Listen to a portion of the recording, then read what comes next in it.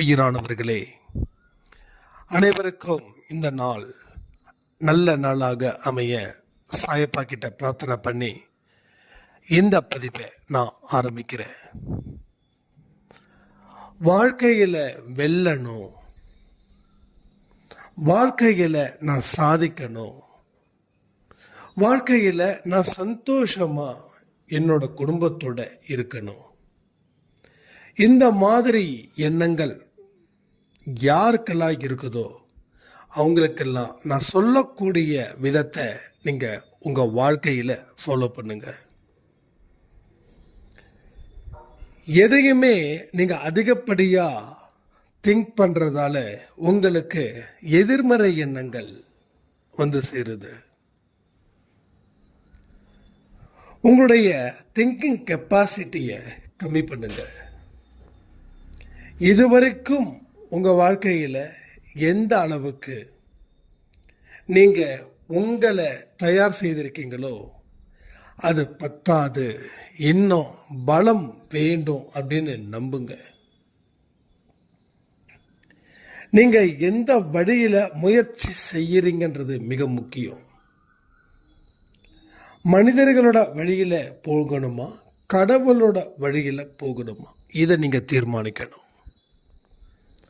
மனுஷங்க வழியில் நாம் போகும்போது எந்தெந்த மனுஷங்களை நீங்கள் ஃபாலோ பண்ணுறீங்களோ அந்த மனுஷனுடைய அறிவு தான் உங்களுக்கு வரும்.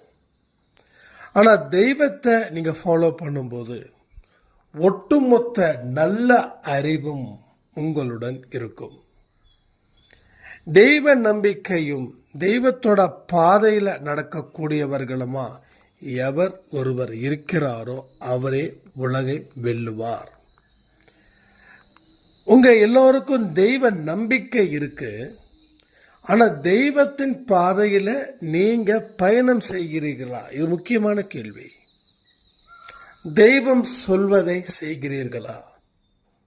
தெய்வத்தை உங்களோடு இணைச்சிக்கிறீங்களா? இதெல்லாம் நீங்க தீவிரமாக யோசிக்கணும். இதை உங்களுக்குள்ளே இருந்து ஆழமாக யோசிக்கணும்.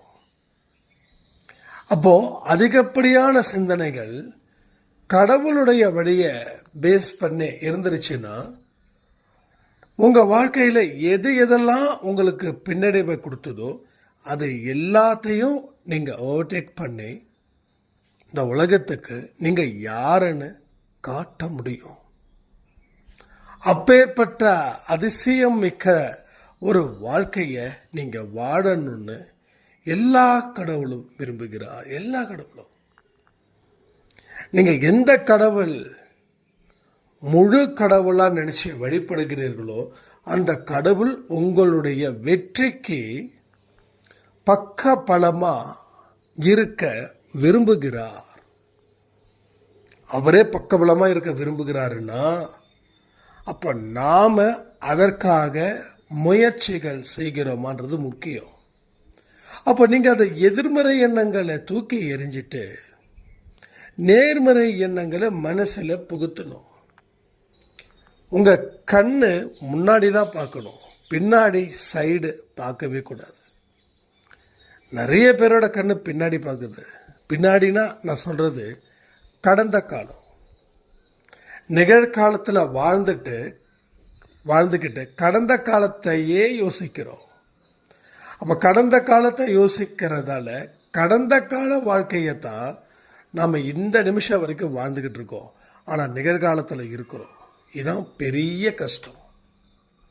அதுக்கப்புறம் சைடு, இந்த பக்கம் என்ன சொல்கிறாங்க, அந்த பக்கம் என்ன சொல்கிறாங்க, அவங்க நம்மளை இப்படி சொல்கிறாங்களே அப்படி சொல்கிறாங்களே, அதனால் நம்ம பயணத்தை நிறுத்திடுவோமா அப்படின்னு.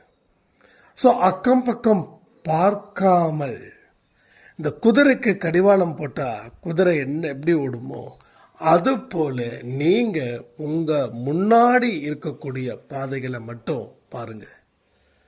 ஏன்னா உங்கள் கவனம் பின்னாடியும் சைடு இருந்துச்சுன்னா முன்னாடி உங்களால் நடக்க முடியாமல் போயிடும்.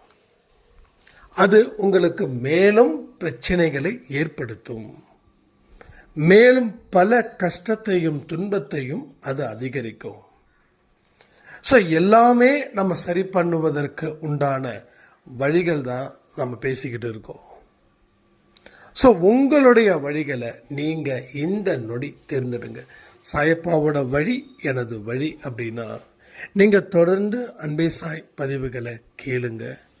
அதில் இருக்கக்கூடிய ஒவ்வொரு விஷயத்தையும் உங்கள் மனசில் வச்சு அதை நீங்கள் செயல்படுத்த முயற்சிகள் செய்யுங்க. ஸோ நிச்சயமாக வாழ்க்கையை உங்களால் வெல்ல முடியும். பல அதிசயங்களையும் அற்புதத்தையும் ஏற்படுத்த முடியும்.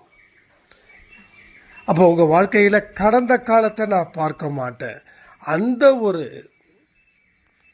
தீர்மானத்தை இன்னைக்கு எடுங்க. இந்த நிமிஷம் வரைக்கும் நடந்தது, இதன் மூலமாக எனக்கு இனி எந்த பாதிப்பும் இல்லை, அடுத்த நொடி எனக்கு மிக முக்கியம், அதற்கு இந்த நொடியில் நான் வாழணும், கடந்து போன நொடி எனக்கு வாழ்க்கையில் எந்த விதமான பலனையும் தரப்போவது இல்லை அப்படின்ற ஒரு முடிவை எடுத்து நீங்கள் இந்த நொடியை சிறப்பாக மாற்றுங்க.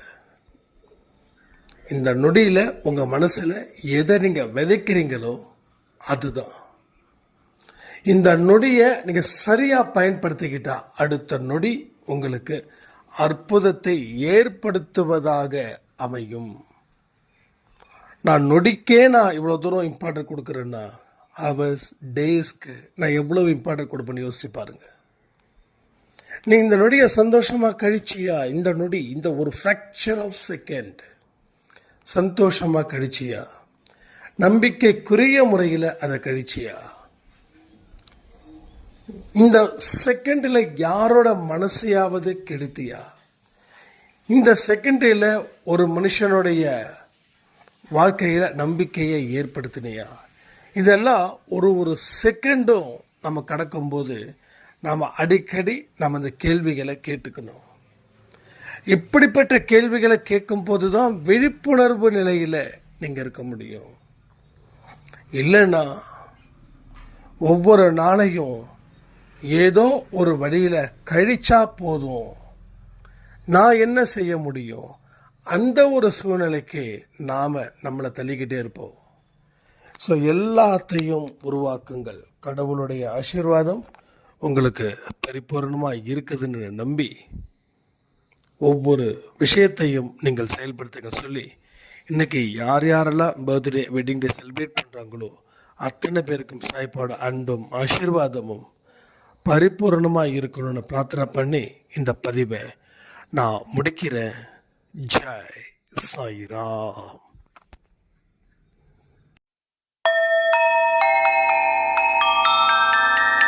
ஓம் சாயிராம். ஓம் சாயிராம்.